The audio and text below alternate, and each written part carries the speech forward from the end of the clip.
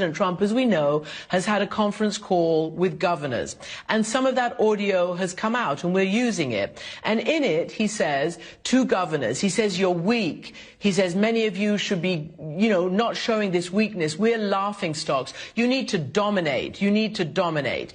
I want to ask you not to, if you don't want to, comment on the President of the United States, but is the right direction for police today in this environment to go out and dominate and to show that they're quote unquote not weak? What should the police be doing now to calm this terrible situation?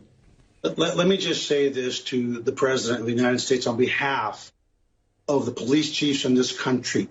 Please, if you don't have something constructive to say, keep your mouth shut, because you're putting men and women in their early 20s at risk.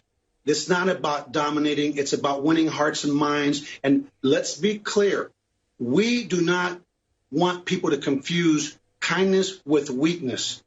But we don't want ignorance to ruin what we've got here in Houston. And speaking for my colleagues across the country, where their officers are being injured, community members are being injured, if you don't have something to say, like Forrest Gump, then don't say it, because that's the basic tenets of leadership, and we need leadership now more than ever. And it hurts me to no end, because whether we vote for someone, we don't vote for someone, it's still our president. But it's time to be presidential and not try to be like you're on The Apprentice. This is not Hollywood. This is real life, and real lives are at risk. And I ask the American people to please join with the police, stand together. Let's shift this to where it needs to be, to the voting booth. Pay attention to the hearts and of the people that we elect. And the reason this stuff happens is because too many people right now in this country that are throwing bricks and damaging property never bother to vote.